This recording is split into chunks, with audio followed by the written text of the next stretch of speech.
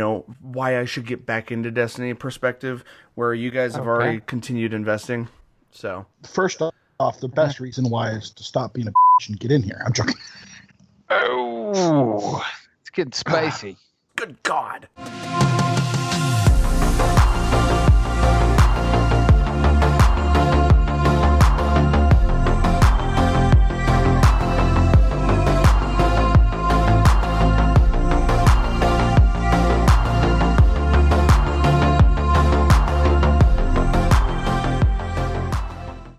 Welcome to Nerdentials, your weekly dose of the nerdy essentials covering film, TV, video games, and comic books.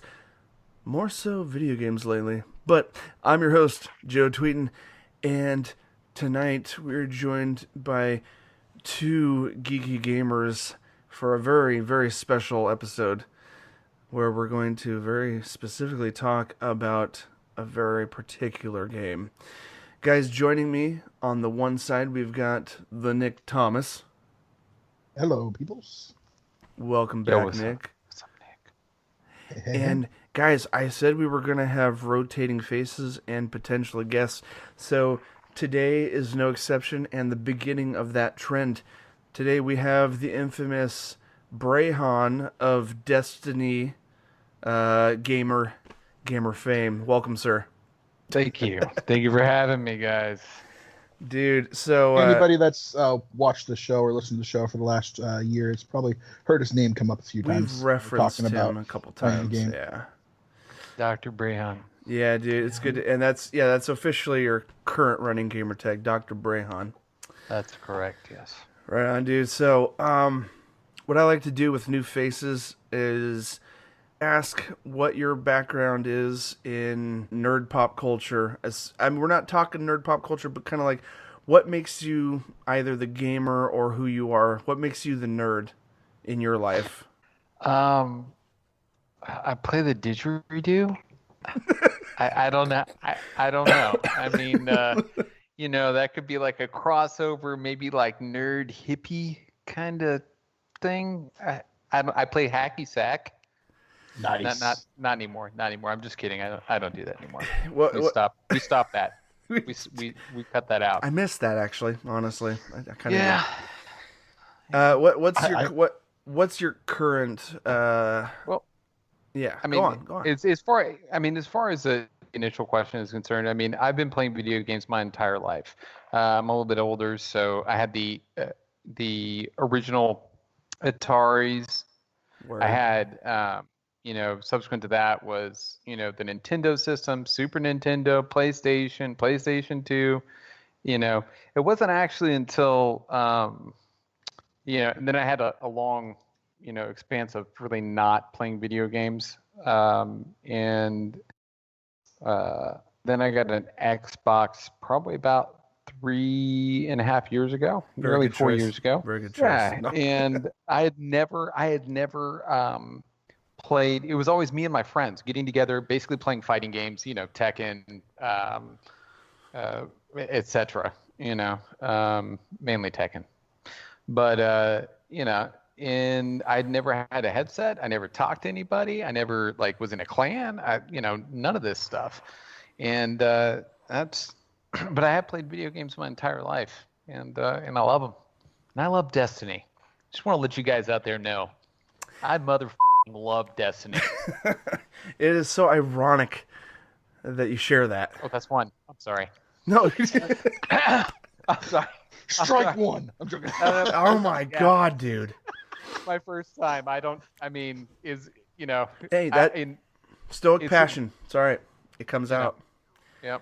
No worries, dude. Every guest we've ever had on, and it's not many. The list is not long, but of the few people we've had, content creators or other podcasters in the past, they've let it slip, and we reassure them, no, speak freely, do not worry. I do sit through the entire recording and actually carefully make sure it stays clean for our channel. So speak. Joe's here to edit. Speak as passionately as you feel you need to. Well, yeah. While you guys are drinking, enjoy. I motherfucking love Destiny. Love it. Perfect. Perfect. Yeah. Right on, dude. Let's Yeah, not the big one. and Nice. pyramid. Yeah, the That's pyramid. good, strong IPA there. My choice for the night is just classy vodka. Is it really classy, or is it the cheap stuff still? Well, although it's cheap, I'd like to point out, I watched Did you upgrade? Huh? Did you upgrade? No, still cheap. I upgraded, but then went back because I felt like there's no difference. In fact, the cheaper one was actually better. In fact, I'm not ashamed. I'm going to call it out. It's called Burnett's. It's literally one of the bottom shelves out there in most states. But I've watched a professional taste tester of liquor on YouTube. You can look these guys up. There's one guy that blind taste tested a bunch of liquors and a bunch of vodkas, in fact, and explained what makes precisely a good smooth vodka. A high quality vodka, when sipped or take a drink or whatever of, should go down and should not burn. If it's a really high quality one, it shouldn't burn. It should be smooth. And he tasted Burnett's and actually commented that it had lovely notes as if it were wine, and said it was surprisingly smooth. Over things like Smirnoff. Smirnoff's above Burnett's, and Smirnoff kind of burns, in my opinion. I'm shocked, but I'm proud to say that I will gladly enjoy the smooth taste of the bottom shelf. Yeah. All right. Well, Saves you money. it's all right, dude. It does, especially right. during these trying times. It's no Thunderbird or Wild Irish Rose. Yeah, well, That's a different alcohol. That's a different no, but well, Yeah. and then there's vodka. There's Potters. We're not sponsored by any of these. I don't mind name dropping them, but Potters I recommend highly against. That's right up there with HRD. All of them. Yep, those are the bottom shells. HRD, I think you can get it for $8 for a whole fifth. You're a vodka man. I am a vodka man myself. I like Tito's and Dripping Springs, I think. Those are pretty good, man. I think I've heard Tito's, of Tito's. It's a Texas. I believe it's a Texas vodka. When it comes Probably. to It might be, vodka, yeah. I'm a Grey Goose and Crater Lake vodka guy. Hey, if the price doesn't matter, I will grab Grey Goose, but the frequency in which I indulge in said beverage, I couldn't afford the Grey Goose tag. So, Well, more often than not, I'm gonna have to admit to being a rum guy.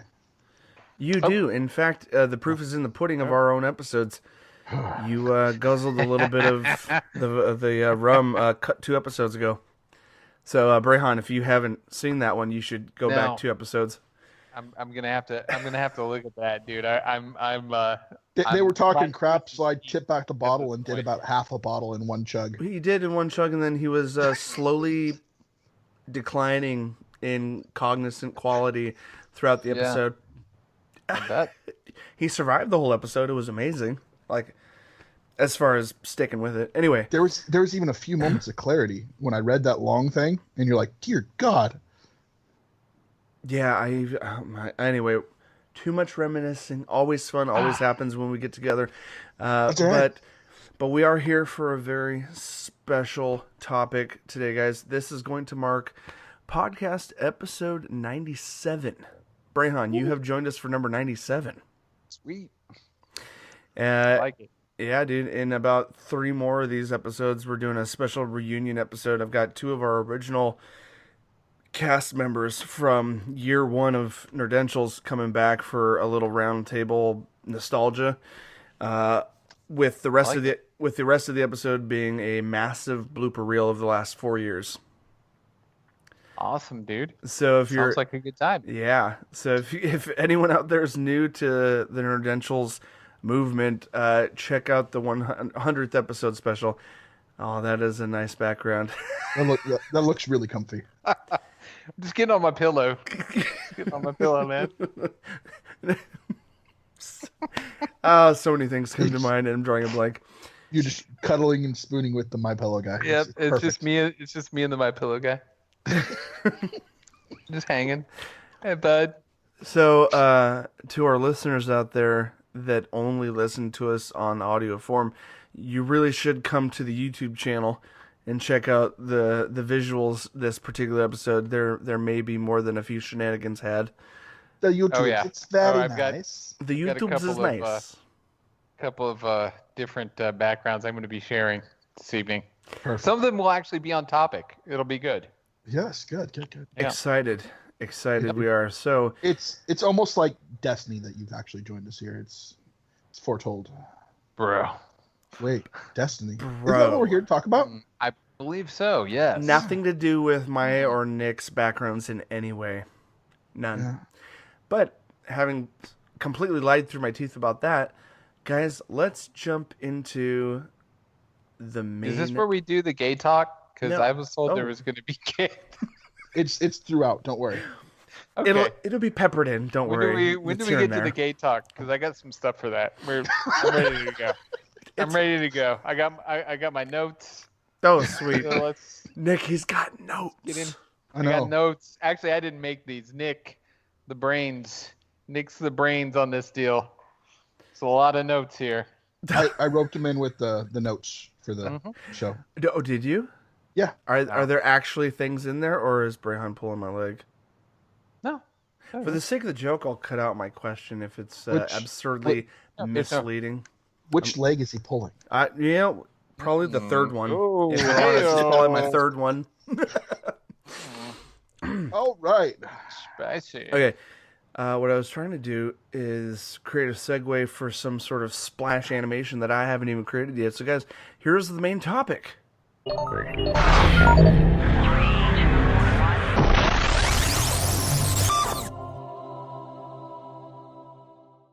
Guys, welcome to the main topic at hand. We are, and as the thumbnail, title, and description of this entire thing that you probably clicked on YouTube would suggest, we are, and in fact, talking about Destiny 2 Beyond Light, specifically the recent fall expansion that happens. Is it now annually or every 2 years that this level of expansion happens? Because, no, it was only a year ago that the last one we covered heavily. Shadowkeep. No, right before that, the big one before that, the previous fall. Forsaken. Forsaken was supposed to be kind of a reset button for what D2 was for the whole first year. And now we're at Beyond Light, which has further pushed it into a whole nother realm of what I think Bungie on its own wants it to be, at least. And we'll discuss our feelings about that. More so your guys' feelings about that, since you guys are in the trenches of this current expansion. So, that being said, not to drag anything too much further, I'm going to toss this over to my host Nick and have him open us up with what Beyond Light is. And now, I'm going to throw it over to you, sir. Well, first, it's not light. It's Beyond Light. No, Didn't I say Beyond No. Light? Did I miss that? Yeah. I'm sorry if I no, did. no, Nah. you did. I was explaining what Son of a Beyond bitch. Light was. That's what alcohol does, sir. Yes, yes. Nah, in Destiny, in Bungie's first outing after the split with Satan. I mean Activision. You should write first- this up as a proper review, and we'll put it on our website. The first of 3 promised expansions to this beloved game. It brings with it a plethora. And yes, now I'm not going to be all astounded by someone saying plethora because I know what it means. A plethora. No, we discussed this. Yes. Go on. Of different and new things. But in doing so, because of how much they added, they had to remove some old content. These changes, as our guest person can say here, have come with mixed reviews. Yeah. There's some good and some bad. I imagine you feel the same way, sir. Yeah. Don't peg our guest into one corner. No. Well, There's no, some stuff that I've been kind of flustered about myself, but overall, I still love the game, and it takes hours upon hours and my marriage to play this. I'm joking. Don't doubt I'm it. joking. No, but no, this is the first of 3 that they promised. They released in November on the 10th for Beyond Light. We're supposed to see the next one, the Witch Queen, in 2021. Sorry. Was that you with the train? Just a second. Oh no, you're fine. Oh, is it going to be a long one? Every single night at this time.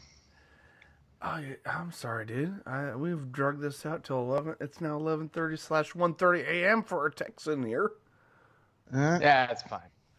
We're good. Is it over like way loud? It was really Nah. brief. Yeah. It was brief. Not bad. I don't hear the rest of it. I just Did you heard hear the horn? The horn.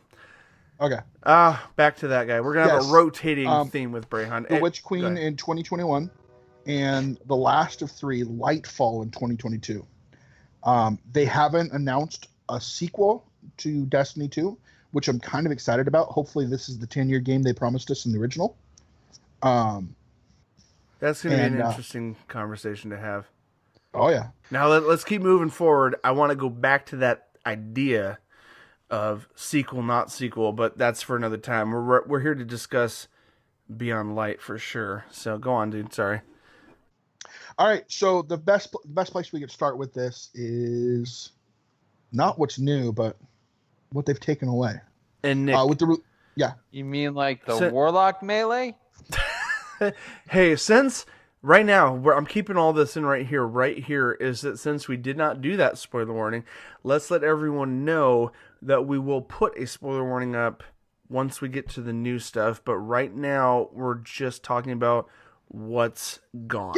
What's missing. All right, guys. So before we dive into this, there's going to be some parts that aren't going to ruin anything if we spoil it for you, and other parts that we're going to let you know ahead of time. We'll drop the spoiler warning before we get into that, and we'll make sure to keep everything timestamped for you, and we'll actually label the timestamps with stuff that says spoiler warning on them. Yeah, we'll put spoiler warning at the beginning of the timestamp description so that you see it before you read the description as well. I know people are stupid. I'm kidding. Love you. Not all people, just some. No, some people. Some. Go on. Yes. All right. So I think the most logical place to start out here would be what they removed. Because as we know, with the release of Beyond Light, Bungie released so much content, they had to actually physically remove stuff from it to keep a working, maintaining game. Because it's just so much that they added. So, in my opinion, though, it wasn't just for that sake. I honestly think that what they called the sunset wasn't just a removal of legacy content. It was a sunset of any proof or recollection of their time in bed with Activision. Yeah. I could see that, dude. Yeah. I could see that, no doubt. Mm-hmm. Yeah. So I got a few points here that we can hit. There are a few places that we loved going to on this game that are now gone. Finito. Ejected into the ether that is the trash bin of the computer. The Destiny Vault. Yes. Oh, completely at this, not just Bullshit. figuratively. They're gone. Yeah. They're gone. So we have planets. Titan, the watery moon that you have Sloan and so much Hive and Fallen on. Mars, red planet where we met. I really liked Mars. Anna Bray. Dang it! Yeah. Mercury is gone. That's where we met Osiris in the Infinite Forest. And Io, which is an interesting one for them to get rid of. Io's been a big part of this game. A lot of points here and there throughout the whole storyline have been revolving around Io. But here's the thing. Due to the encroaching darkness, and according to the game, they're not just inaccessible. They're completely gone. They're gone. They cannot find the planets. They're gone. Yeah. That's intense. Okay. I have Just like outsider... Tatooine. Like Tatooine. I like the background Just reference, like sir. Mixing genres, but the point is still there. Mm-hmm. Oh, that is a dark and sad point you're making right now, sir. Yeah. Yeah. They're gone. There's lots of memories there. Lots of memories there. I have some opinions on... They didn't blow up Tatooine? No, Alderaan. Oh, it's Aldron. All Oh, right. sorry. No worries, no shame. It's all right. It's all good. Nick's gonna kill me. That's right. Nick's gonna crush my hand. He's gonna be like, No, but in your wallet, that place where your Sorry, I nerd card thought they goes, blew let's up go ahead and that pull to that me. out. And... Oh, nerd card. Anytime, my nerd card's gone.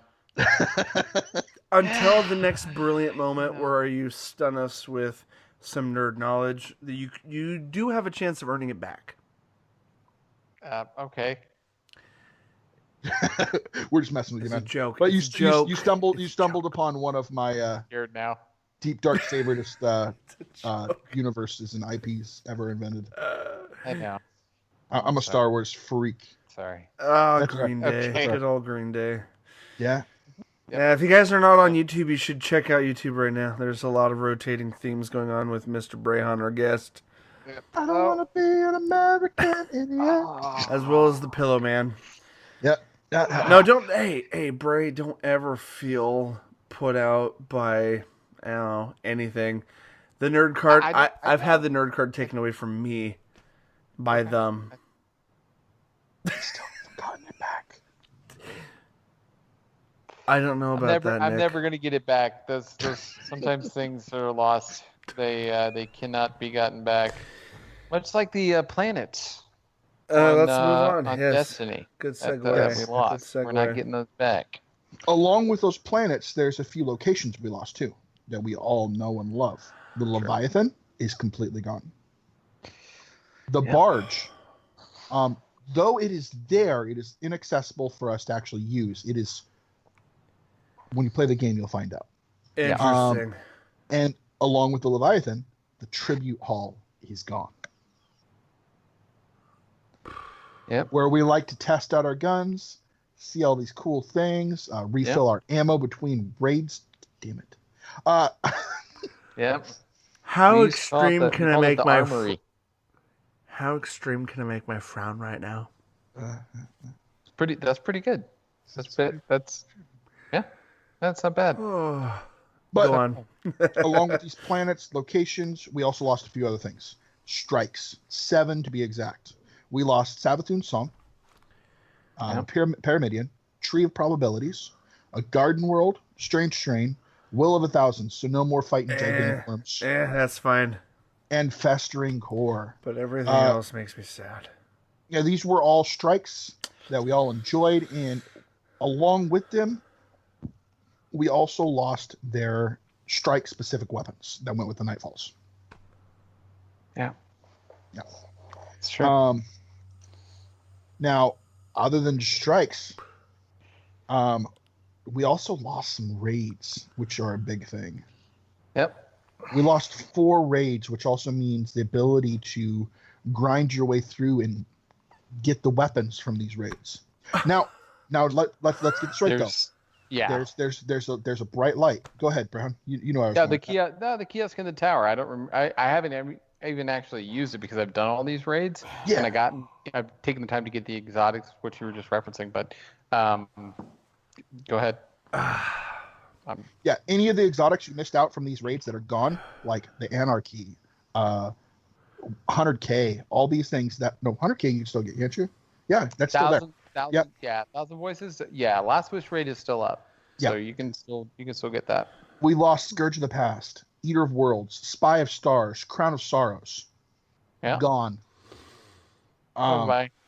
But like I said, there's a kiosk in the tower right next to your vault that you can turn in materials and buy these weapons. Not only those weapons, you can buy any of the pinnacle weapons from like what was it? The broadsword. Can you buy the broadsword? Hold on. What you can do is run the new raid and run the old raids, and you get spoils, and that's the currency that you can use to purchase. There's, I don't know if the broadsword's in there. Again, I haven't even looked in there because I already have everything. Yeah, but you still get like the bot forgotten. Crazy gamer, you. Yes. Absolutely. You can get pinnacle and ritual weapons that were only usually accessed through actually earning them. Like bot forgotten, beloved. Don't be bitter. I'm not bitter at all. Joe, for people like you that couldn't get it, the recluse. No, no, Mountaintop. no. Ooh. Wait, wait. I know. I think I have the recluse. I think I do. Wait. I'm pretty sure I do, Yep. actually. Who's Not Forgotten, Luna's Howl. But I don't. A lot of them I Kind of. don't. A lot of the Yeah. big ones because But these are I all things you never can now get. did a raid. All That's right. not anyone's fault. That's my own. I know. Now, to me Yeah. personally, one of the biggest blows for losing places like Mars and things like this wasn't the raids, wasn't the strikes, wasn't all these. It was the activities you're able to do on these planets. Mars took away one of the easiest ways and the best ways to farm. I There love is that. no escalation protocol anymore. It's gone. I really enjoyed escalation. And that actually holds a special place in my heart, Brehan. That's where I met you guys. Yeah, that's true. Yeah.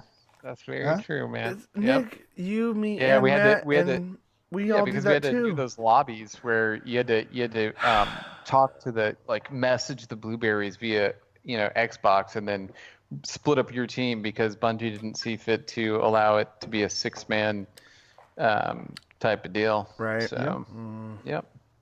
But not only the escalation protocol, we lost the menagerie, which is another event that we could grind through and get awesome weapons. Farm weapons. Yep.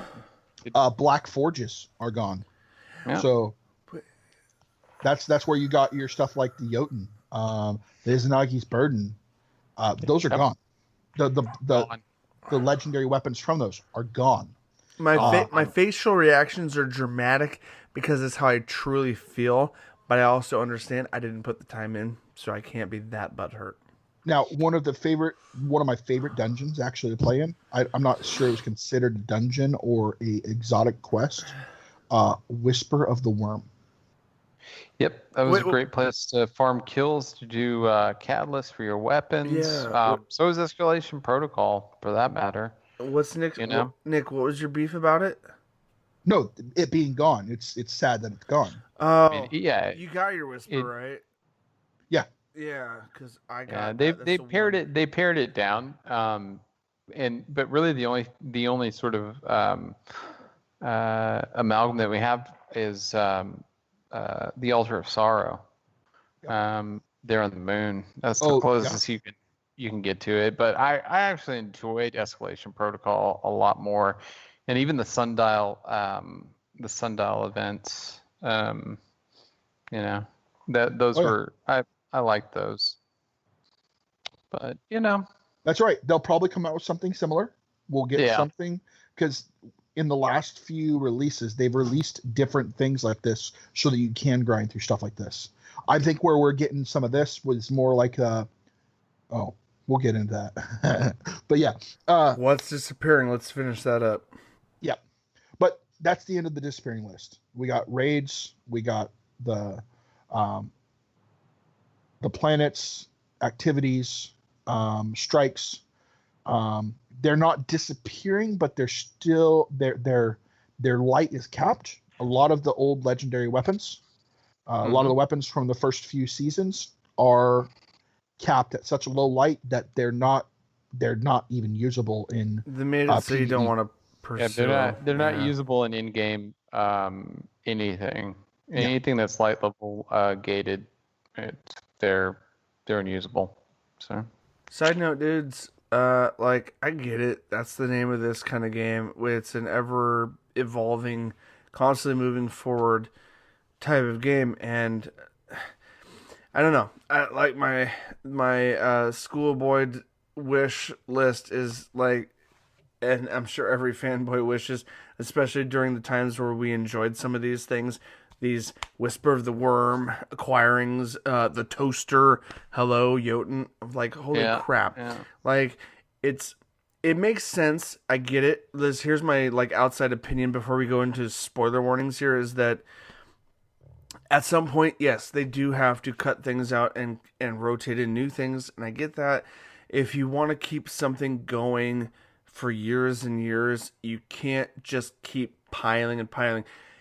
Like, ideally, we wish that were a thing. Like, veterans have the most powerful weapon ever. But at some point, you'd be doing a Kamehameha with your freaking one-shot everything. And you'd be hitting a roof at some point to where you couldn't play with anyone and no one would want to play with you because you'd have too much powerful stuff that Hunters. Hold Yeah. on. Like the cuddly pillow behind Brayhan's head, there are things that we can only dream about, and some realities that are just, at some point, you can't push that roof any higher. And Bungie understands that, and I think a lot of true MMO players, World of Warcraft players, yeah, there's a point where you have to cycle back down to a different starting point, and someone that can do that really well introduces new exciting things, like keeping the feel and image of it fresh while still making you feel like you've put all that into your past, like you've took the time. Like, I love the fact that we had achievements. I love the fact that we had these. I don't know what the app looks like right at this moment, but like over the years with Destiny, we've had this progression of legacy things that show that we got these because we were there at the time. And I love that, and I think that they do that for that reason, because you can only raise the roof so high on power levels and weapons and things, and eventually you have to cycle back down to a lower tier so that you can make it feel exciting to level back up, or to keep leveling up or keep progressing. Yeah, You that know? I agree. I agree with you, Joe. The issue that I have with sunsetting and things like that, like on the whole, I agree with you. But for instance, the things that we earned, like Not Forgotten, Luna's Howl, the pinnacle weapons in PvP that we had to earn, right? Yeah. Fellwinters, for instance, which it's not a big deal, not as big a deal as the PvP weapons, but there should just, Bungie, these things are only going to be usable for X amount of time, right? Because they're light level capped, right? Yeah. So Yeah. for all the new, because they made the game free, for all the new players that are coming in, they're making all of these weapons available. They're just giving it to them. Okay. Since they are Right. going to be light level capped, what they should do is go, no, you guys can't get that weapon. I'm sorry. You're only going to have to deal with it for X amount of time, this season, next season, what have you, right? In the in-game stuff, like, in light level stuff like Iron Banner or Trials, for instance, right? Yeah. Okay. I think Yeah. that the developers should, or Bungie should say, okay, well, you are going to have this. It's only going to be for this amount of time, but that's exclusive to you because you put the time in, you put the blood, sweat, and frickin' tears in Yeah. in Yeah. in PvP. That's just my take, dude. So what you're saying is, like, are you saying that there would be, that ideally, from a veteran perspective to a newbie perspective, that it's inaccessible to brand spanking new players, but at some point they will get a little taste? Is that what the kind of angle you're Yeah, going yeah, with? yeah. I mean, I Because no, I no. I think no. that, like, for instance, I don't think they should have given people the Not Forgotten, where you can just go buy it. Yeah, you have to earn it by getting spoils and raids, and that does take time, and there is something to that. But no, I don't think they should have given them Not Forgotten. I don't think, like, all of the amount of time that it took me to get the mountaintop before they made the quest easier for it. Absolutely not, dude. They should Right. not just give that to people.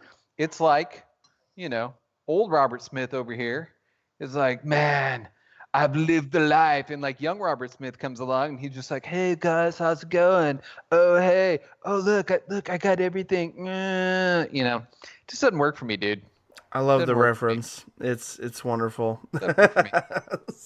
Oh, shut. But Yeah. okay. Just to add to that before we move on to spoiler territory, someone who is not able to pop in as heavily as some of you guys, and the only reason I can kind of like talk about that is that I'm in that mix. I've played Destiny with people that have nothing but time to do it, and then I also play with people that have limited time to do it.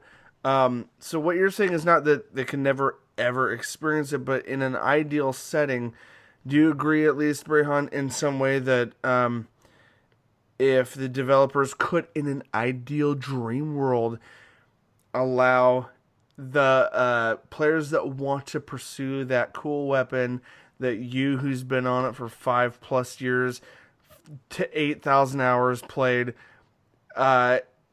would just need to put in some time and could eventually get it. Do you agree with that? At Yes, least, absolutely, absolutely. yeah, not complete So removal. yeah, if they had like a system where you could go to Shax, for instance, who's the guy who's the Lord of the Shax. PvP, the Yes. Crucible. If you go to Shax and get like a quest for it and do the quest for And it, work just through like it. we did for Luna's Howl, Yeah. and then subsequently Not Forgotten, etc. Sure, you know what I mean. That's fine. And the people that are new, they would know going in. Okay, well, I'm only going to be able to use this in regular quick play. I'm only going to be able to use this in non-light level gated activities.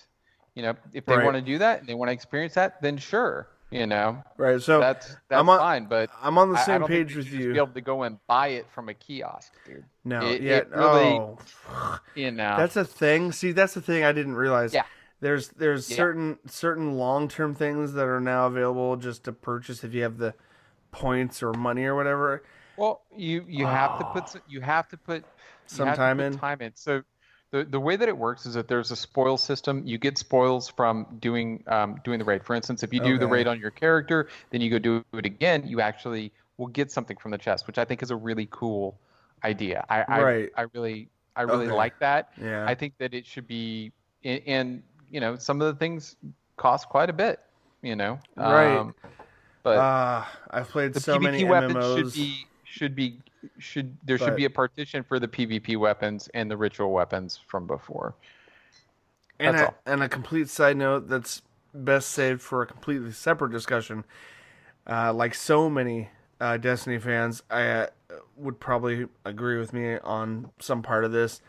It would be amazing if somehow they could separate, and maybe you disagree, Brian, I'm curious, if there was some way to separate campaign-based versus PvP-based as far as the quality or ability to use or get, I guess.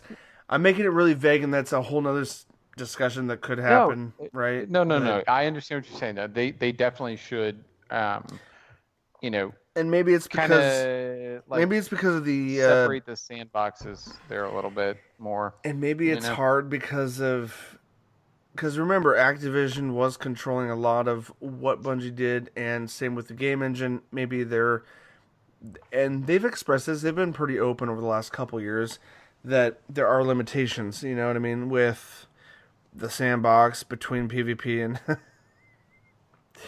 You're making me feel more and more sad about my love for that show. Totally kidding. Side note, look for the outtakes, guys. Anyway, we can move on. I was just kind of curious if you knew what I was saying, and I'm not trying to be like this. I don't know. I'm a daydreamer when it comes. I mean, it is a dream thing for me. I'm not I'm not a long term. I mean, I put almost 1,500 hours into D2. Not the 3,000 plus that everyone else I know has.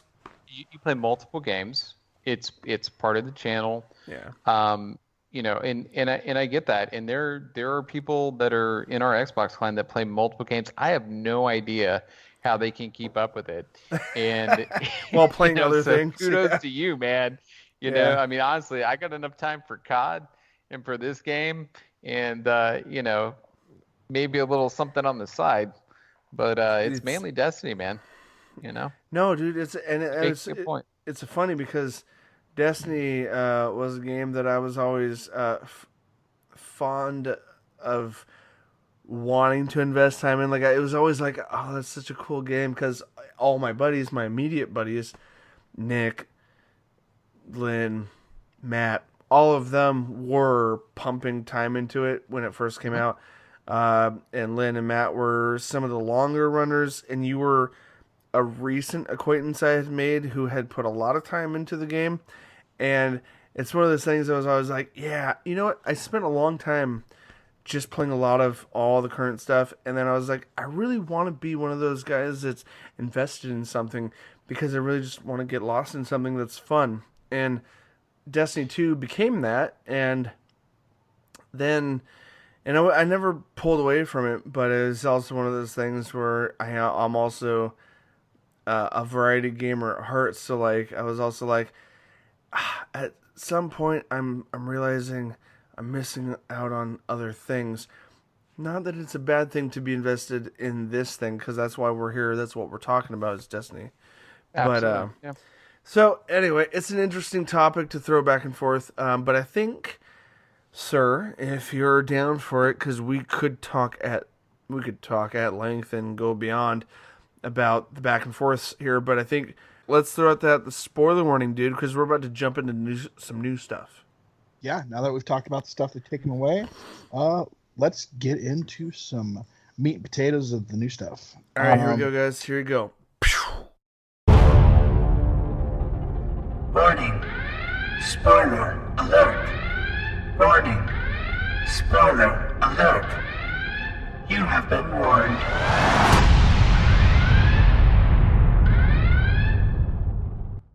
So new things to be on light. Let's start with the obvious, the campaign. This new expansion obviously brings us a new campaign to a new world.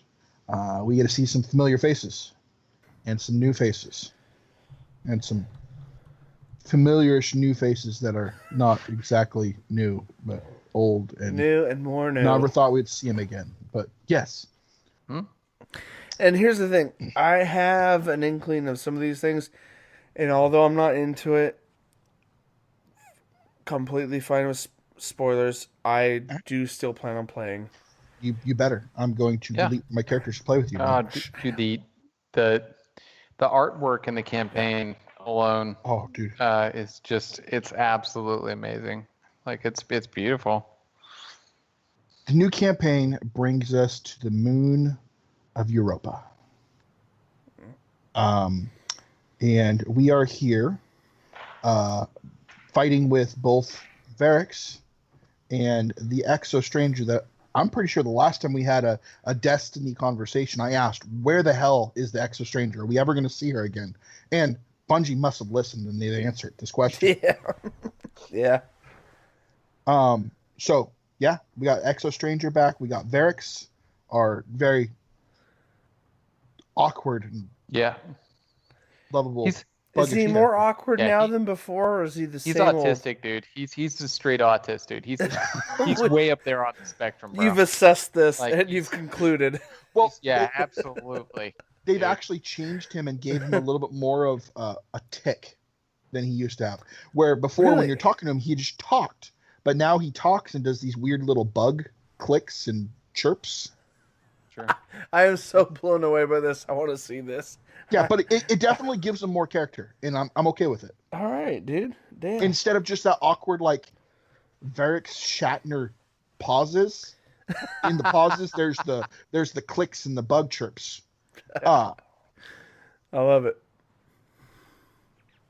God, I don't know. I can't do it. Yeah, but, that was very close. That was very close. Yeah, but you're working with them on the planet of Europa, which is the home to the Exo race. This is the beginning of the Exos, is where Europa is. Okay, I've seen the things online. Also, I knew we were going to dive into Exos.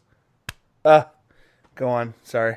Yeah, raw reactions Europa here. Is where the whole Exo thing started. Clovis Bray started his experimentation there to create the Exos. Yeah. And throughout this, along with that, we're also working with these two people to fight against a new enemy, a new foe, someone who is beyond light.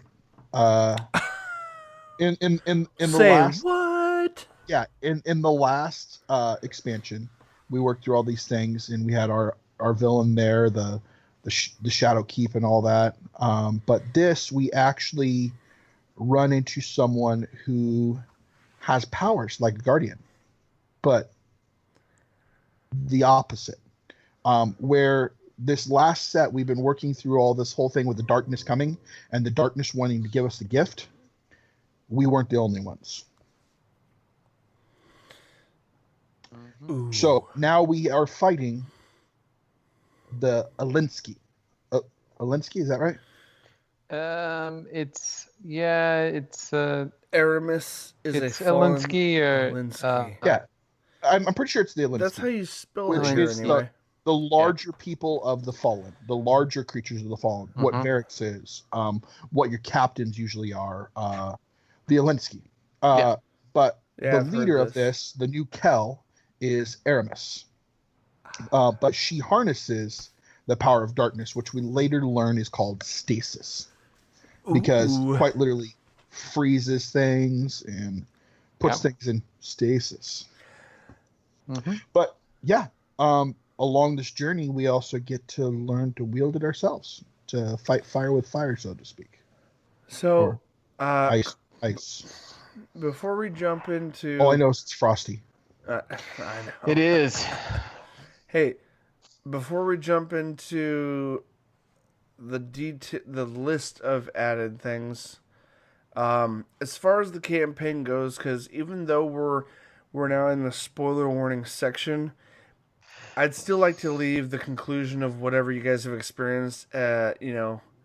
I wasn't going to dive more into the campaign other than that. That was just kind of a quick rundown of it. That's fine. Yeah, I was A snippet. Yeah, that's fine. I just wanted to clarify, yeah. and maybe we can just get both you and Bray's spoiler-free opinion of how the campaign went.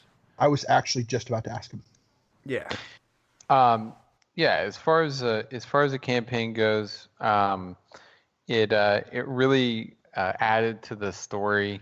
Really like fleshed out some things that in the previous expansions that I didn't really fully know about. I don't actually read a lot of the lore. I just kind of play the game.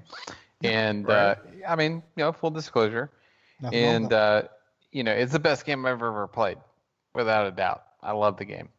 But the explanations and a lot of what the campaign does is really fill in the gaps, of the story of why things were the way they were pretty much the entire time. I mean, I started playing Destiny 2 in, I think, season 2, either season 1 or 2. It's really good. I mean, I can't really expand any more on that because I don't want to, Spoiler. do any spoilers. So it really, they did a fantastic job of filling in the gaps, of really being able to link everything together. And From where you started to now, yeah. Mm-hmm. Yep. Yeah. No, you're not wrong. They filled in a whole bunch of things like you wanted me to stay away from spoilers, but they do fill in a lot, like the origins of the Exos, origins of the freaking Vex. And that's not spoiler. That's just like enticement details to get into it for those that are fans and haven't done it yet. Yeah. I was actually a really big fan of this expansion. Story wise, this is my favorite one so far.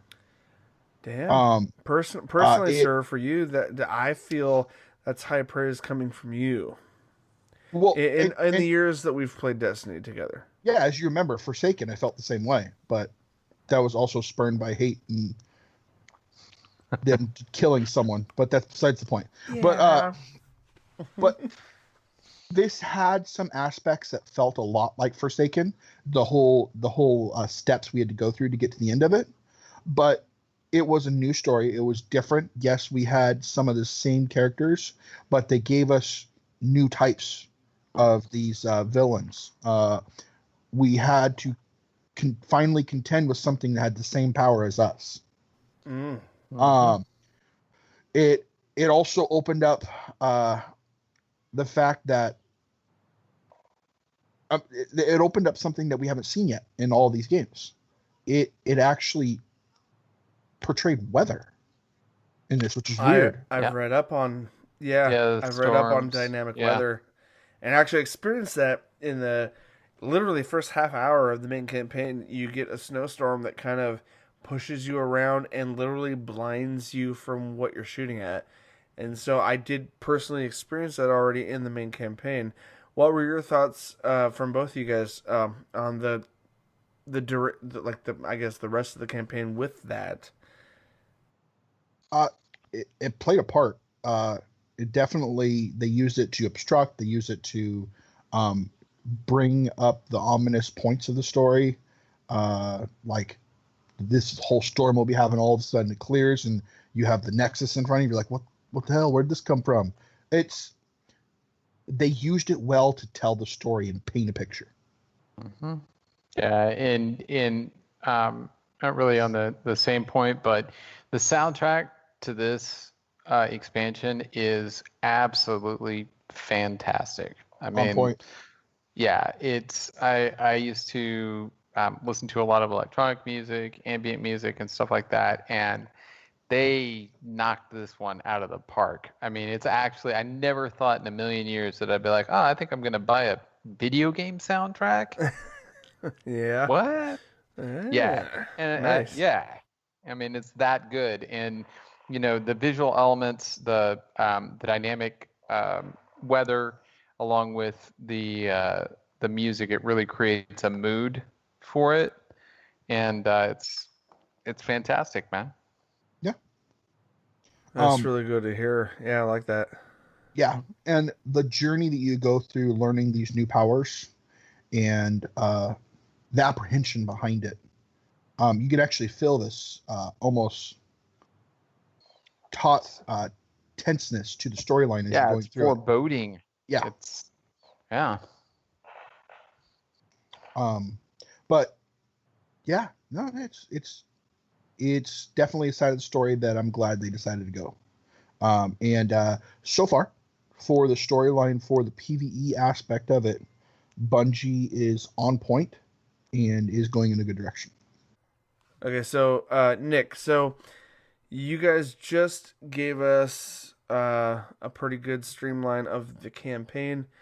Let's talk about what's new with Destinations and what's new with the single player extension known as Activities. What do we got going on? Yeah, being a fan of the first game, they brought back one of my favorite locations. They gave us back the Cosmodrome. Ooh, in all I saw its that original actually. glory. I saw that. Yeah. Yeah. I played D1. Believe it or not at the birth of it, but I did go back and play some D1, and I enjoyed that old Russian soil with frickin' snow and just the nostalgia that everyone else experiences.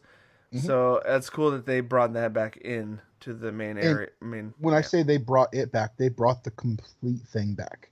The big gigantic map that it was and everything that was entailed, plus the new stuff that's with it in those maps. So I was really glad they did that. We also, like I said, we got Europa. Along with both these places, we got 2 new raids. One of these raids is actually, best way I could put it is Omnigul 2. Not raid, sorry, strikes. Is Omnigul 2.0. Strikes. Okay. Yeah. If you remember the Omnigul strike, it's very much an amped up version of it.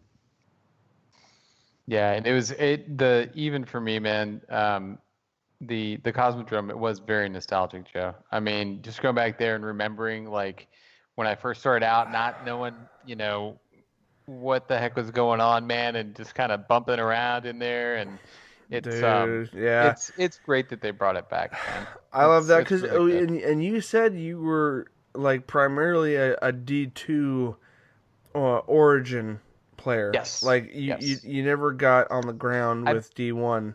I played D1, but I only played through the campaign, and I did I did some strikes. I really didn't know what was going on. I didn't even have a headset. Dude, I didn't talk to people. Yeah. And I got I think it was the Rise of Iron, and and that's kind of when I stopped. That's but what I'm saying is, dude, is like you weren't fully invested at that time, but like you jumped in and checked it out, and that's kind of exactly where I was. Might have been at different points time frame wise of when that game was available, but like that was my same introductory experience, was just checking out the campaign, a little bit of Rise of Iron, and then I didn't know much more past that until D2 became a thing. Yeah. So, And yeah, dude, very yeah, similar. as far as the atmospherics and to go off of Nick's point, as far as like the atmospherics, like the stylistically, they brought a lot of D1 back and they brought it into D2, and Yeah. it's fantastic, man. It's good stuff. Go on, Nicholas. What do we got? There's still quite a bit of PvE stuff you can do once the game's over. That's not the end of it. They have other ways of continuing the story through actually exotic quests or extending the story, extending the lore. You find out who someone truly is. I'll leave it at that. You go through and there's different things like that. They've added more depth to normal activities we normally do, like lost sectors.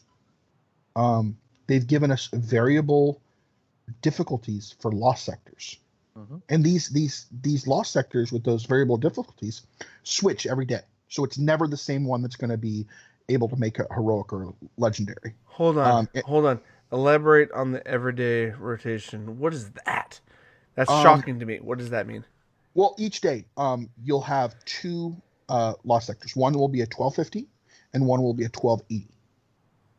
Each one, if you do it power solo, level? Okay. yeah, and if you do it solo, Yeah, they're light level. I'm you have tracking, a I'm higher, tracking. Okay. you have a probability of pulling the exotic. You have to do it solo to pull the exotic. That's how you get the whole new list of the exotics now, is you have to do these lost sectors. Yep. And they've got, Right. and this is a daily thing, 24-hour rotation. Is it on the 24-hour so- rotation? Daily rotation. Ooh. Yeah. Is it on the? So you have to do the lost sector, right? And that will unlock the legendary version of it.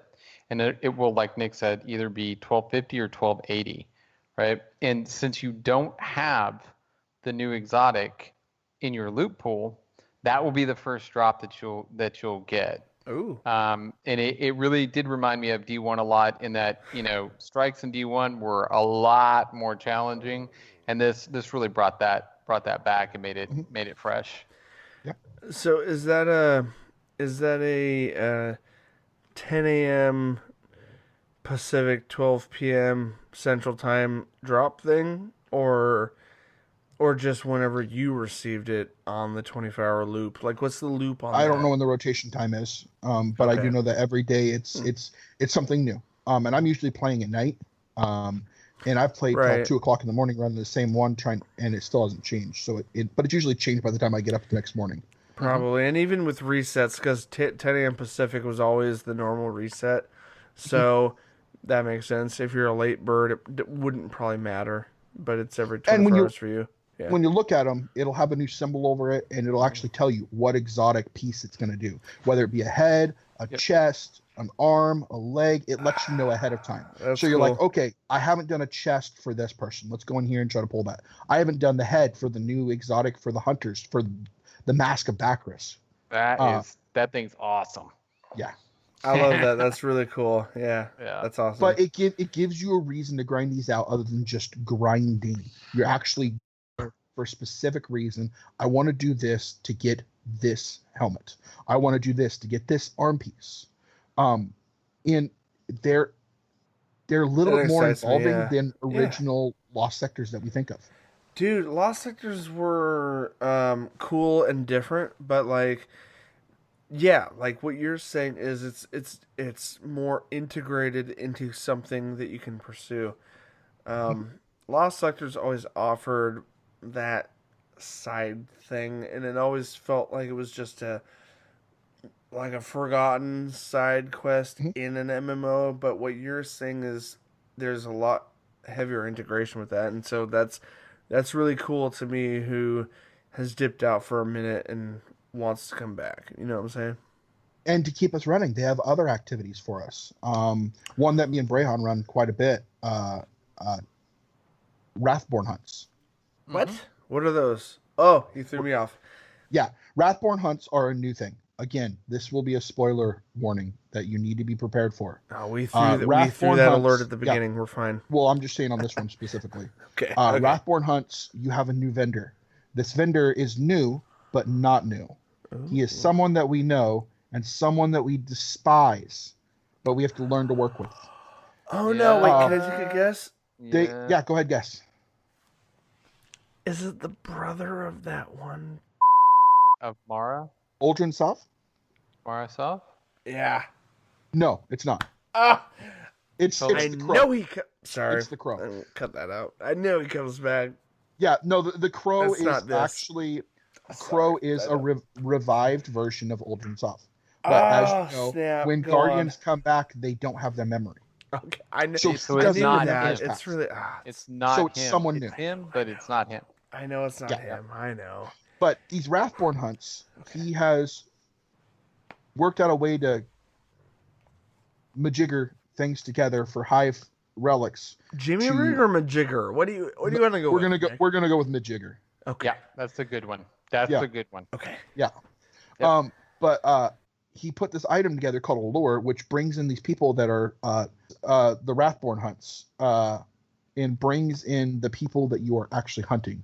There are these higher level bosses and creatures that you got to fight to be able to get these. What would you call them? It's solo. It's the lures, the cryptolith lures. Yeah. And you level it up to get better stuff. It's another way of getting pinnacles and powerful drops. The great thing about it too is that you can actually set the lure to say if you want an SMG that has range or stability, there you can place that into the lure, so it is a way to farm weapons and armor for that matter. Would you agree that this is kind of their replacement for the menagerie? Yeah, to a certain extent, except, it's the menagerie. There were just so many weapons. That's the moment of silence for the menagerie, bro. Wasn't there like 40 some odd weapons you can get from the menagerie? Something to that effect, yeah. Yeah. It's a lot smaller pool of weapons you can get now, but I almost think that was their way of trying to make up for that. Say, hey, here's a list of new weapons. You can actually pick which one you want, what you want to do on it, and run it through and get your stuff. But no, and the Wrathborn hunts, the working with the crow, I think is going to play a bigger part in the next expansion. Because if you remember correctly, you're hunting down these things that are getting infused with this dark power by some dark entity that's trying to summon these. I think that's who's going to be our villain in the next expansion. Yeah. I think they're leading to it and foreshadowing it. I like that. Yeah. I can see that, dude. I mean, they are kind of moving more towards sort of an MMO kind of RPG-ish place with this. So, yeah, dude. Especially with how the new stasis class works, how you can like choose and pick and choose the fragments, the aspects and stuff. Yeah, they're definitely making it so you can kind of customize it to your style. Yeah, you're making me want to play Destiny, dude. I know. It's a great game. It is. It's fantastic. I don't know if you've played it yet, but it's good. A little bit. Yeah. A little bit. I mean, I'm just throwing stuff out. Another activity they've added for us, as you know, is the Empire hunts. This was actually the hunts you went through during the quest, but now they've turned them into side things so that you can grind out powerful gear. It's another way of it's almost like a strike, just a little bit above a strike, but not quite a nightfall. Yeah, you can pick light level for it, which is nice. Yep. If you just want to run through it, or you want to get rewards, which is a great way to get enhancement prisms and subsequently ascendant shards from that. It is probably Sorry, I didn't mean to interrupt you. No, that's it. It's probably the most effective way to grind the materials for upgrading stuff. That outside of doing Nightfall. Yeah. The other thing about this side activity that you can do, these Empire hunts are also the only way that y'all can unlock the exotic weapon Cloud Strike. Now, Cloud Strike is a very interesting weapon. It's Thor's hammer in a sniper rifle. That's the best way I could put it. Yeah, man. On precision hits, for people that don't know, this calls down a lightning strike on the target, hitting and causing splash damage, dealing more damage on the target and the targets around it. And if you land enough of these precision hits, you call a frickin' thunderstorm that just eradicates the area. Yeah. That's It's really cool. It's a great concept, and I really like the fact that the weapon is viable in both PvP and PvE. They really did a bang up job on that one. That's for sure. When we ran that as a team in the frickin' the old raid against the big ogre, whew, were you there for that? No, I wasn't. Oh, I ran it with Chemo and the other guys in the Vandals. Our clan, for people that don't know. But everybody in the thing, when you fight the big ogre on what is it, the last wish? Mm-hmm. Yeah, Morgoth. The big bubbleback ogre. We all ran this and just demolished it. I like that. Well, that's great. Yeah, our old way we used to do it was Whisper the Worm. Whisper the Worm. Yeah. But we replaced it with Cloud Strike, and it shredded. Tore it up. Yeah. Because you're hitting all those precisions, and those lightning bolts start coming down, and it just. I bet that must have looked really cool. Yeah. Yeah, and other than those, the only other PvE events you can really do on top of that is the big mamma jamba of the new raid, Deep Stone Crypt. I actually really enjoy the raid. The mechanics were tough in the beginning until we figured it out, and this is probably actually one of my favorite raids to run, and it's probably one of the easiest, I think. No, it's actually been really cool in this new season with this new content. We've been doing a lot of work with the Vandals, going through a lot of the raids. Day one when it came out, we were knee deep in this, and it's been really cool. So yeah, I love it. Yep. Certified. All right, so let's get into some weird stuff, man. Do we want to talk about the exotics? Yeah, let's get into exotics, man. Let's go. Okay. All right. Let's go. Yeah.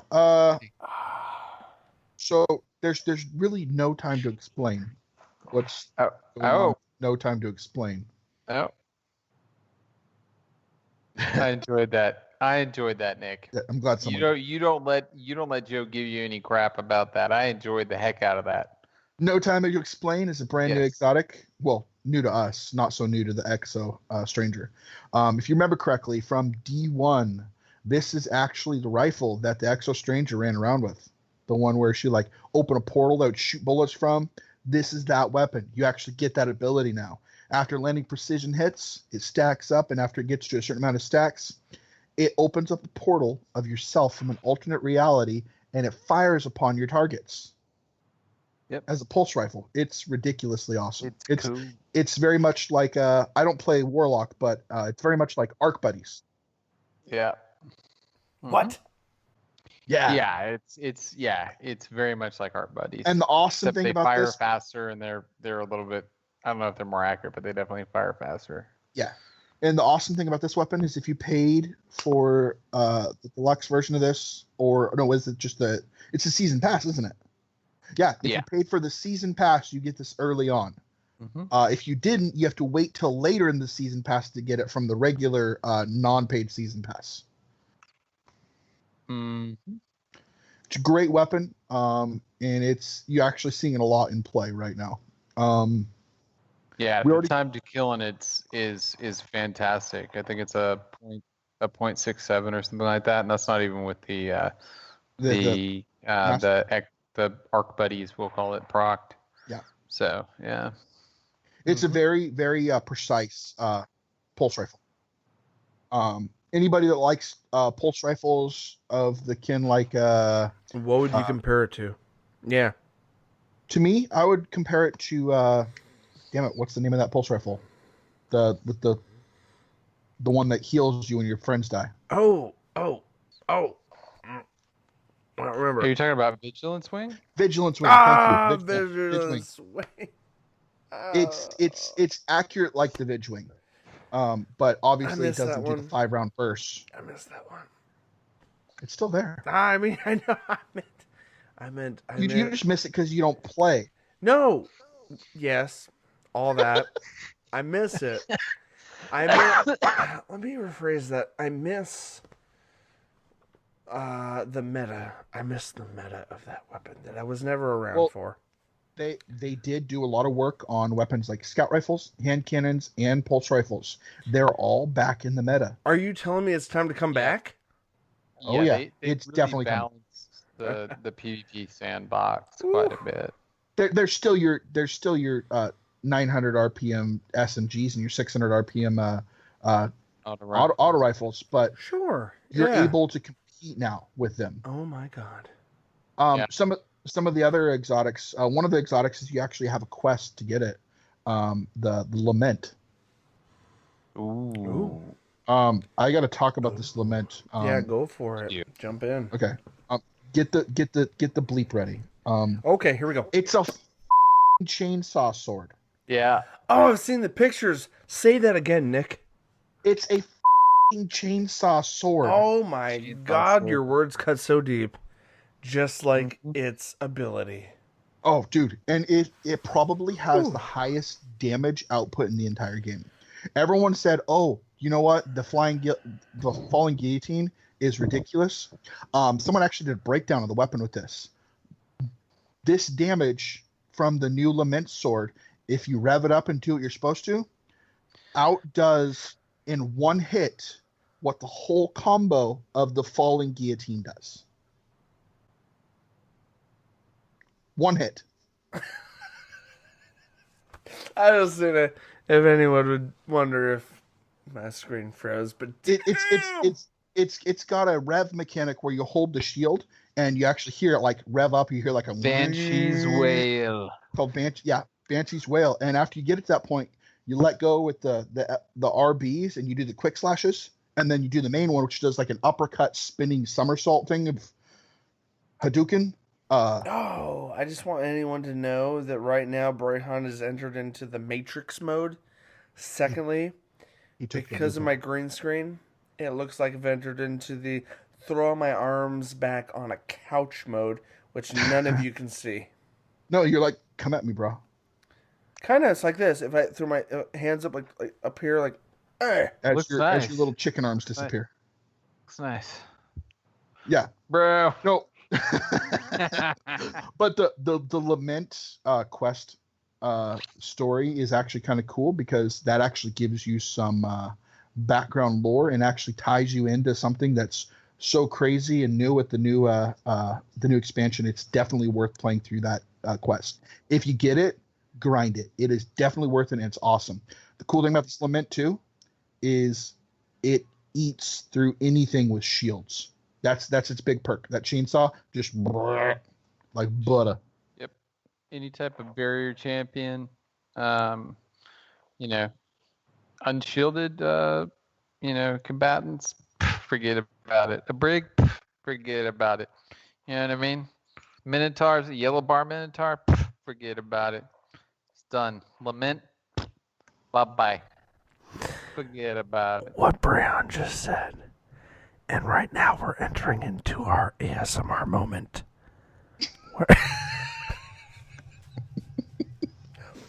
Where I get deep and personal about a certain opinion. Hope you don't mind. All right, what's your opinion? Joe, where are you on the vodka? Well, what's the level? Thank you for checking. Thank you for checking in on a bro, because I just took you guys to a weird space. Sorry. Are you about nipple heights now? Oh, bro, I got above the nipple after the first 20 minutes, dude. Your head above the water? Head above the water? I'm barely floating right now. Right under the furry chin. I dare say if I take a couple more, I'd probably float up to here. So I gotta. All right. So we'll continue going. Another quest line exotic. Brayhan actually really liked this one when we first grinded for this one. You want to tell him about Salvation Grip, bud? Please do. Yeah, Salvation's Grip is the new grenade launcher exotic, and it basically shoots out stasis crystals, which are a part of the stasis subclass, all the darkness, etc. And basically, you have to, after you do the quest for the weapon, you have to go and shoot these things called entropic shards to unlock, I believe it's a different aspect of your character, and Isn't this also the first weapon we actually get that is actually a stasis archetype? Yes, absolutely. I'm hoping we see more of it in the future too. Mm-hmm. All right. And other than those quest line exotics, you do have your other list of exotics. We'll make sure we put a list of those in our Facebook page. Joe will put a link on the bottom for you so you can get to it. You can also ask us about it on our Discord. Go ahead and join us on there. Other than that, they're definitely ones you should definitely dig for. There's a list here.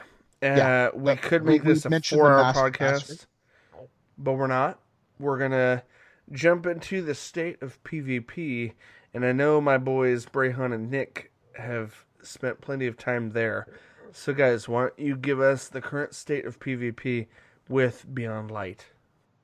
Well, before us to be able to give you the current state of PvP, we have to talk about the new subclasses and what they've done to PvP. Oh, I've heard this too. Yep, go for it. Jump in. The new subclasses, we talk about stasis. We've talked about the new powers. We've talked about the aspects. Each class, Warlock, Titan, and Hunter, have gotten their own version of stasis, where we have the Titan, the behemoth. Quite literally, it's a Titan smash with frost everywhere. It's just frost bukkake. Ooh! Everywhere. This is the best way I could put it. He's not wrong. There's the stasis crystals everywhere, man. It's all over the place. The spray is wide. It's like a boat with Pamela Anderson and Tommy Lee, but we're not going to go there. Yep. TMI. Moving on. Okay. And they are pretty beefy, actually. Each one, they all share the same kind of grenade. So you get 3 different types of grenades that all do different things. You got the original one, which is a glacier wall. You throw it down, it creates a wall of ice. Anybody in the middle of it gets frozen. And if you shatter those crystals, Yep. Are you okay? Are you having a seizure? No. I'm reenacting. I'm acting out your description. Getting frozen. Sorry. So he's doing interpretive dance. Yes. I'm trying to for the end of this. Yes. Okay. And then you got your cold snap grenade, which is kind of cool. You throw that down, it freezes the first target it hits, and it chains and reaches to other targets. Mm-hmm. And then you have your dust field grenade, which throws down a bubble of just slow and frost, and if you stay in it, you freeze. But all of these have a ways of comboing with it, and that are getting broken in PvP, and we'll get to that in just a little bit. Yeah. They all have their own set melee. The Titan quite literally does this little like lunge punch thing that freezes and shatters the person on impact. And if they happen to be... It slows them. It only slows them. Yeah, it doesn't freeze them. But doesn't it also yeet them out of existence? It yeets them out into... It sends them up to wherever you're at, up to Europa. Like, it just... They just... Like, this is one of the most comical things in the game. Is that you'll be running around and you'll just see a guardian go like that, dude. Like just flying off the map. Like it's great. It is the most physics heavy thing that a guardian can actually do. This melee. Wow. Even the super doesn't do it. It's the melee. It's just boom, boom. It's like your fist is a boop cannon. Yeah. Very much so. Just like that. Mm-hmm. Uh-huh. Yep. Then onto the hunter. Bungie was a little bit Oh. caring when it came to the Hunter and gave them a lot yes. this season. Really? Oh, did you see me man. perk up? Yes.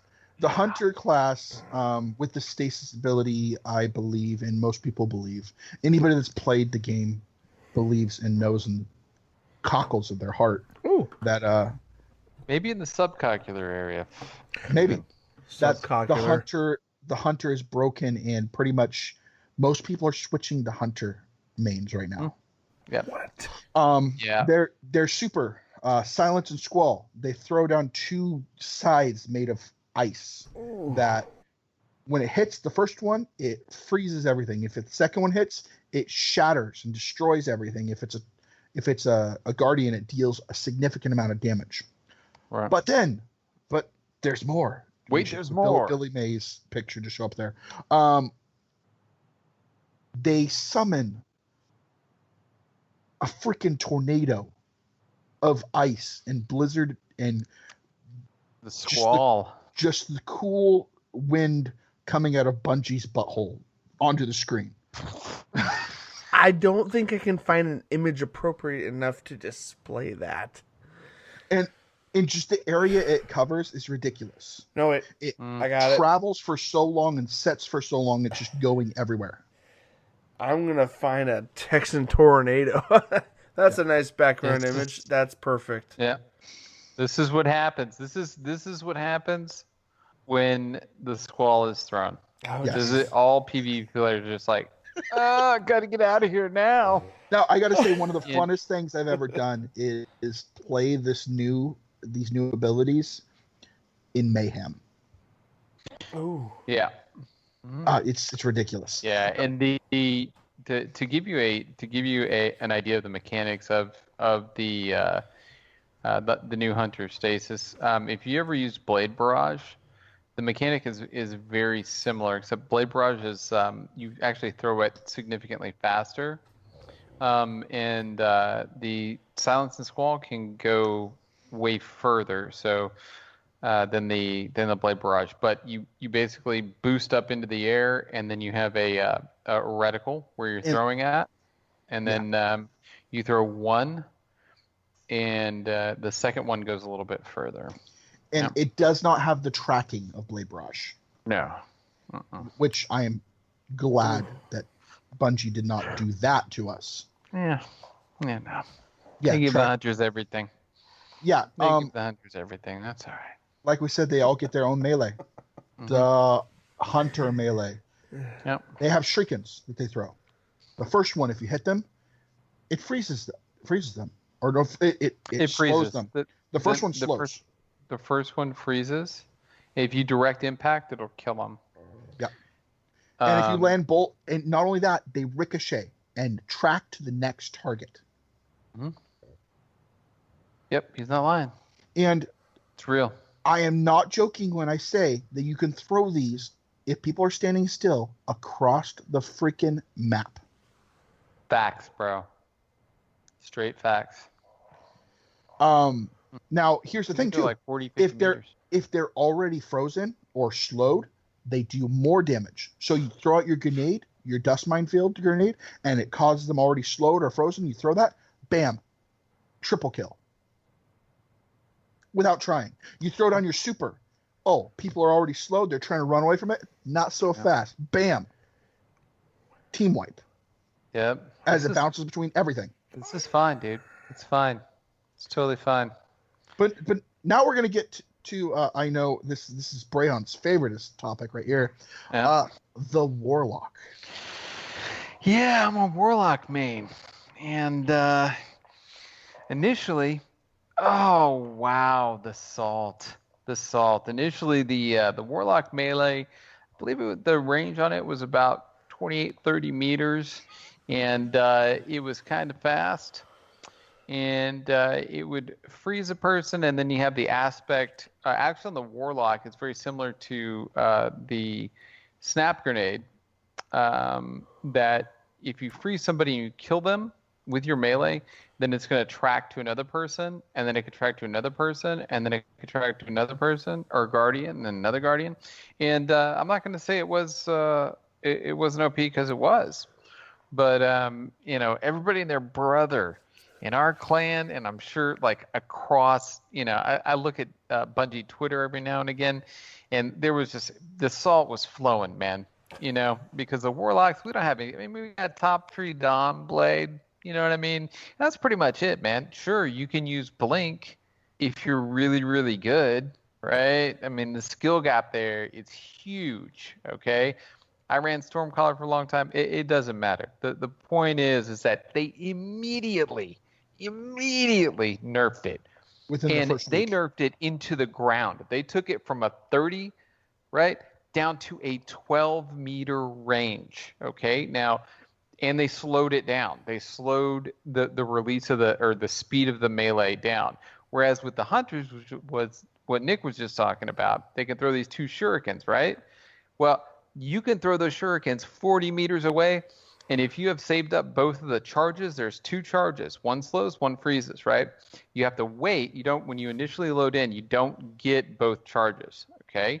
You have to wait for that second melee to load, whatever your strength time limit is at.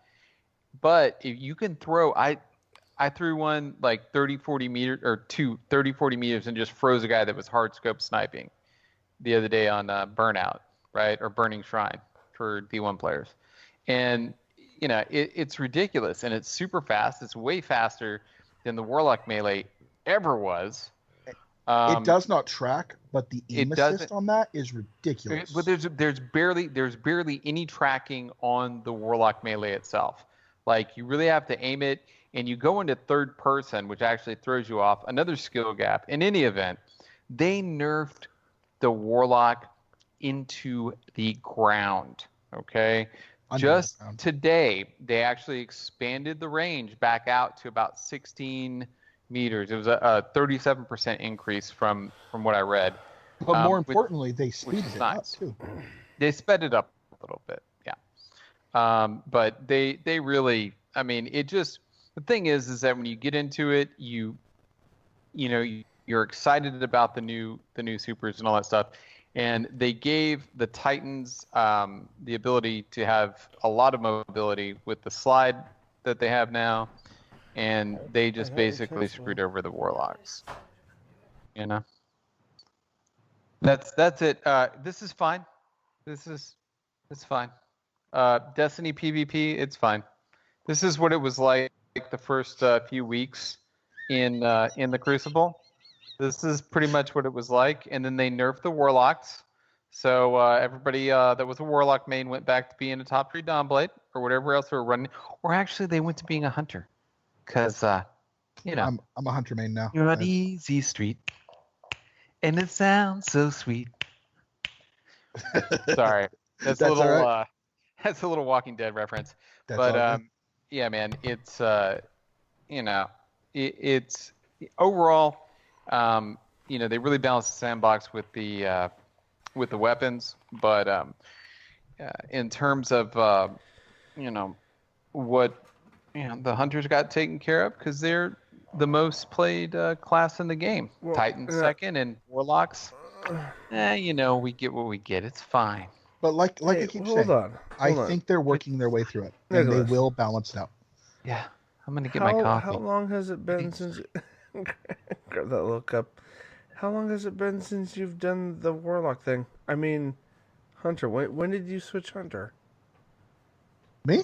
Yeah. How long has it been that you've considered that main? I've been a main on Hunter since Forsaken. Would you say? Yeah.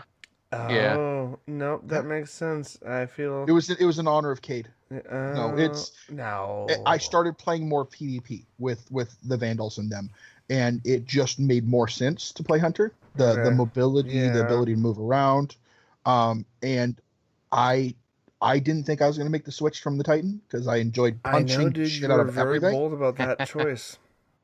And I still do. I just don't play it as much. But He can always go back to Titan. That's why it's good. I mean, I play Hunter as well, man. I mean, Titan's my character I have fun on. Cram! But cram. Like, that's what I say when I shoulder charge somebody. It's cram. Somebody's getting Hey, crammed, is that bro. still a thing, Cram. Brehan? Can you verify? The Oh, shoulder 100% charge, what? is that still a Titan thing? yes. Cram. I- Absolutely. And even so much more in the stasis variant of it, because you have It's that so punch that hilarious, dude. Dude, yeah. Dude, Yeah. I didn't even think about that. yeah, no, you were it's correct. the new one is ridiculous because the slow lasts forever after you hit them with that. And if you have a team that's working well and doing team shots and stuff, after you slow them, they're not going to survive that. Yeah, you can physics them into walls. The tracking on the Titan melee isn't that great, but you can physics people into walls and kill them, or just knock them right off the map. Or in some of the times with how he's talking about the tracking sucking monkey balls, you can shoot right past them and do nothing of the sort. Yep. But that's okay. We're fine with that. A few of the other changes in PvP is meta with weapons. It's no longer just auto rifles. True. You do still see some summoners and some gnawing hungers, but more recently you're seeing stuff like Traveler's Chosen because of the region of your abilities. A lot of people that are really embracing the stasis subclasses are using even legendary weapons that have Wellspring, which essentially helps to recharge your abilities. Not essentially, that's exactly what it does. Oh yeah, no, Wellspring was an awesome addition. Yeah, they've really done a lot of cool things with legendary weapons. They're actually worth grinding for. A lot of the Europa weapons are really snappy, and they brought back what's the exotic hand cannon, dude? Oh, Hawk Moon. Hawk Moon, yeah, man. I was playing with it today. It's crispy. Yeah, dude. It's a fun weapon. I do a lot of PvE, and playing with that, it's a little bit slower than I remember it. Actually, I think they slowed down the fire rate. It's a 140. Yeah. So. But no, you land those precision hits, and that last hit on that before you reload the weapon gets stacked and hits even harder. I was hitting those Briggs. That last hit after knocking them up was 30 grand worth of damage. Just boom. Yeah, it's effective for PvE as well, which is pretty cool. Yeah. I can only imagine though, PvP running around, you land your headshots on people as you're coming through a team, and that last person that comes around the corner, like, I pick you. Boom. Yeah, dude, you can one shot body people with that thing. Yeah. You get 7 stacks of the paracausal, whatever it is, paracausal something charge. Yep. Sounds good. Definite a fan. I can honestly say, from my opinion, that going into this season with the new exotics, the new subclasses, I almost feel that it's a completely different game when it comes to PvP. It's very different. It's no longer, like you keep saying so many times, it's no longer a game of gun skill. Yeah, and that is something that I think it really kind of detracts from PvP to a certain extent. But I mean, it makes sense with the Destiny or Bungie has been saying that they're wanting to move more towards an RPG style, and I mean this is definitely the transition. It's always rough, this is sort of the state of Crucible though. It's right here. It's either either people are hyper aggressive or they're super, like, they all stay in the back with their scout rifles and and whatnot. There's no sort of, they kind of have eliminated the middle ground to a certain extent, but that's just an impression. It's either scout rifles in the back vary. or shotguns and hand cannons up front. Yeah. But we do know that, like you said, change is happening. And they've shown that they actually listen and see, okay, we messed up. Let's fix the warlock. Let's extend this out. Let's try to work on it. Yeah. They are trying to fix the mistakes that people are seeing, and they are on the fly correcting the game. And Yeah, we as players appreciate that. Yep, absolutely. I mean, it astounded me at the speed at which they nerfed the warlock and did nothing to the other classes, but you know they gave us a little something with the melee back, so you know you gotta Yep. get what you get, and you know the warlock it isn't it isn't that bad overall. And I even mean it's no hunter. Yeah. I mean, don't get me wrong. I can't dodge into an engagement, slowing people down, jump up in the air, then shatter dive back down, and then shot him in the face, or hit him with a shuriken. No, or blink into an can't do engagement. that. Yeah, or blink into an engagement mask with backers, which is really cool. I mean that exotic is so much fun, man. Oh, dude, I Yeah. have to agree. All in all, I personally think I'm happy with where Destiny is and the route they are going. If they continue this trend with their storyline and the campaigns, I think it'll take us to a great place. And like I said, for all those out there that are listening that are frustrated, as some of us have been, with the way PvP is right now, I honestly, from the bottom of my heart, do believe they are working on it, and it will improve. Yeah. You can never make an omelet without busting some eggs. This is true. This is true. And A yeah, good omelet. yeah, dude. I mean, when Stasis started, it was like this. It was just like this. Yeah. You know. But it's For those it's that getting a lot are better. listening and not watching, he has a wallpaper on the back that the world is on fire. Except for Yeah, a cup it's of coffee in the middle of the table. it's everything's fine meme. Yeah, Yeah. The dog. I think it's with the dog the and his dog house is on courage fire. is sitting there Yeah. trying to drink coffee and the fire all around him. Yeah, Yep. it's a good meme. Yeah. And yeah, Guys- but they really are. Yeah, I agree with Nick wholeheartedly. I mean, I think they really are listening. And as quickly as they nerfed the warlock stasis class, they actually turned around and kind of fixed it, I guess you could say, as much as possible. Yeah. It's not nearly as balanced as it should be compared to the other classes, but hey, we're the minority as far as the subclasses, number of people that main that subclass or class rather. So Well- I get it. It's fine. But It's also, fine. I mean, speaking It's from an outside perspective, but also one who does still It's fine. keep up. Bungie.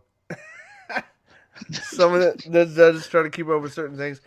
I've listened to the IGN's Destiny podcast and their first impressions over a week and a half ago of just first off the campaign. Everyone, all of you guys here shared similar sentiments to what I think a majority of people feel about overall what they've done with the story, but PvP definitely it's one of those things that some people have said we need to put a hot pause on this, or at the very least they appreciated that Bungie was putting a pause on the stasis conundrum when it comes to PvP and how not balanced it is at all right now. Whether it's going to stick around or not, we don't know, but I appreciate your guys' opinions.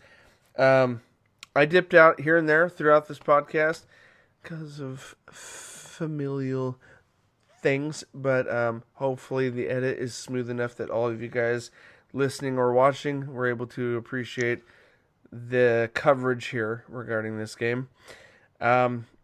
We are getting to a point now after a point where Now- we'd all rather be cuddling on a pillow at this point, at least for us recording. But but I think we're at a wrap-up point here, guys. We've covered the campaign, Brayhan and Nick have, to the best of their ability, covered the PvP side of things with what's new, good or bad with that. So I will bring us to a point here where if you guys like what you've heard, hit that subscribe button, both in podcast form or on the YouTube channel. Always appreciated. We are planning on continuing these type of conversations. If you guys are Destiny centric, I think there's a good chance we will continue based on comments or interaction with us guys that or for the benefit of ourselves, we'll probably continue this. We now got Brayhan here. We've got new content with Destiny. Nick is back in. Our lovely Nerdentials host Matt has been playing, but currently busy with family stuff. He will hop on in the near future, I'm sure, to talk about this sort of stuff. And as best I can right now, shameless plug, I've got a Cyberpunk playthrough going on the channel right now. So stick around for that if you guys care about that. I will jump into Destiny as soon as I can because that's a passion I've always had over the years and would love to hop back in. And I would almost recommend that when we do that, like I said, I'll destroy one of my characters to play through with you. Let's do a recording of the campaign. Yes. You could just create an alt. You could just create an alt. Instead of just instead of destroying your character, just create an alt. Yeah. So all you have to do, I can walk you through it, dude. We'll it's talk really off easy. air and include that if anyone's interested.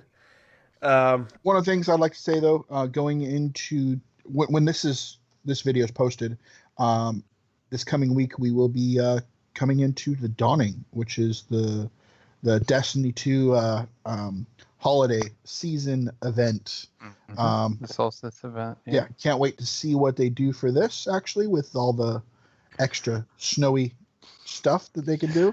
We're going to have snowmen or some shit going on here. Yeah. Let's do some housekeeping, guys. This is the end of the episode.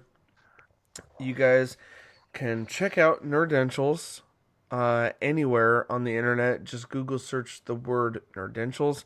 You will find a podcast, you will find a website, and most assuredly you'll find a YouTube channel filled with over 600 videos of pop culture, gaming, TV, movie, comic book content across the boards.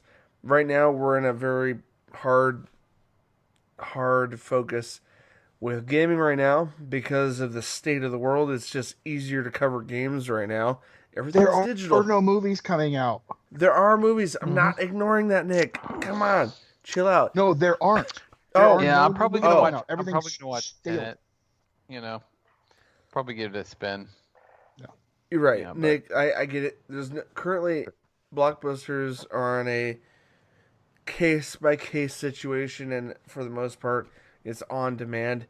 So the only thing flowing freely right now is the gaming universe. So we're definitely more focused on gaming right now, and we are going to continue our regular podcast on a more weekly basis.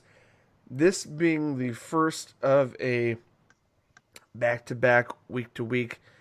Me and Nick recorded an episode a couple weeks ago, but this week you're getting a double dose. We're covering some TV Mandalorian talk.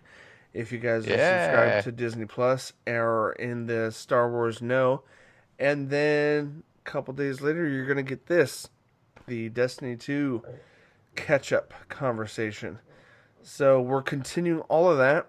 We've got some more faces coming in the future on this podcast. And potentially, if I can muster it, we're going to get more of that couch co-op crap we've been promising with our Gears of War playthroughs and our Halo playthroughs. We're trying to do couch co-op, Brayhan. In case you didn't know that, we're trying to get caught up with both franchises and Destiny included and everything else. So, hey, side note, is there anything you want to shout out or promote, you, sir, who are active with your own clan. It's totally fine if you want to just do a little shout out for your clan or something like that. Yeah, I just want to say what's up to all my vandals. Love y'all. Hell I'm trying yeah. not to cuss right now. I love my dudes, and that's all I got. That's it. That's Dude, that's perfectly fine. We're gonna actually try to get some Vandal content up here. Vandals do a lot of running through the raids, a lot of the nightfalls and different things like that. So pretty much everything. We also have a big crew in there that does a lot of the PvP, especially with Trials of Osiris coming back. Oh yeah. We might be able to see if someone's willing to stream it, and we could possibly get it on our feed here. So stay tuned for that. And of course, we invited Brehan along, Jeff here, to go through this. Hope to get him back here again in the future if he enjoyed it. Yeah, it was a good time, man. I really did enjoy it. It was fun.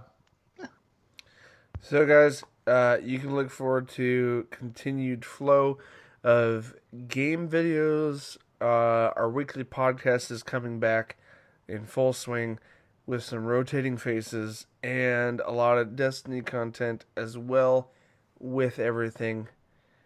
Guys, 2020 is the time to grow, so here we are.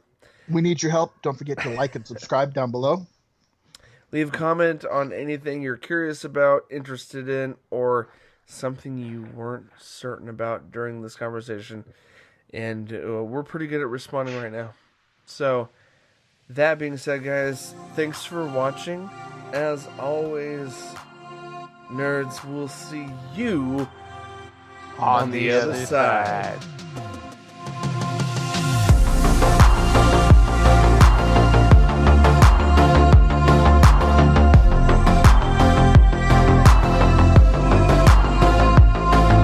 Damn it, Joe, you messed it up. Hey, that was pretty close.